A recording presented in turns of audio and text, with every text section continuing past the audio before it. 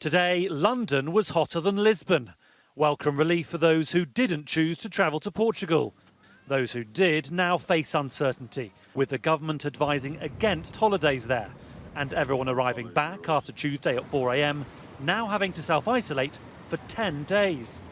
I understand that, we are all desperate to see the world return to normal. That can only happen through the domestic unlock first.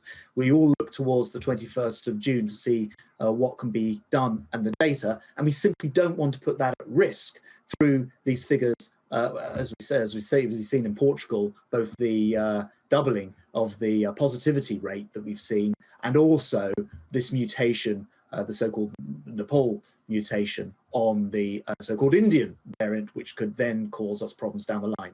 That's left some British travellers currently in Portugal frustrated. You have to have a system where either it's open or it's closed. There's families bringing out kids and there's people who booked holidays for a long time. When things constantly change like that, and it's that constant changing of goalposts, that's the frustrating side of things. We came here because it's like, oh, we like Portugal green list, that's fine. So, yeah, it's going to impact my work and stuff when I get back. Noel Josephides has been running this West London travel agency for 51 years. He has never been through a time as tough as this. It was pretty bad in 1974 when Turkey invaded Cyprus. But this pandemic is never ending. It's been 15 months now. Today's announcement Portugal is going to move from the green list to amber. Is yet another blow. Are you making any money? No, none at all. We're losing hundreds of thousands of pounds.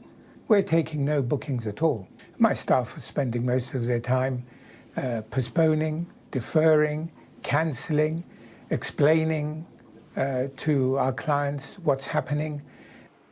Gatwick Airport should be packed today with half-term holidaymakers. Instead, it's almost deserted, with a tenth of the departures they'd normally expect. Bosses here call today's news bitterly disappointing, and there is anger and frustration across the industry. It's not justifiable and it's irrational. Portugal has a similar rate of infections as the UK, and there are many places in the UK who has much higher rates of infection, and they also are tearing up and shredding their own rule book. They said that they were going to have this watch list where country was going to go on to, so people could plan accordingly, but that is not being used at all in this case. The UK's traffic light system was supposed to bring clarity. So far, it's been closer to chaos. The international travel market remains gridlocked, frozen by a lack of consumer confidence, with few now willing to take the risks of going to green countries in case they turn amber or red in the future. James was due to fly out to Portugal on Saturday, but after today's announcement has cancelled his trip. It was only when we saw the news this morning that it sort of dawned on us. There hadn't been anything leading up to it. There hadn't been anyone reporting that Portugal's rates had been going up and it was in jeopardy. It was only when this announcement came today. It is what it is. Those tempted to take off abroad now face a stark choice. Either go last minute or don't go at all. Joe Pike, Sky News, Gatwick Airport.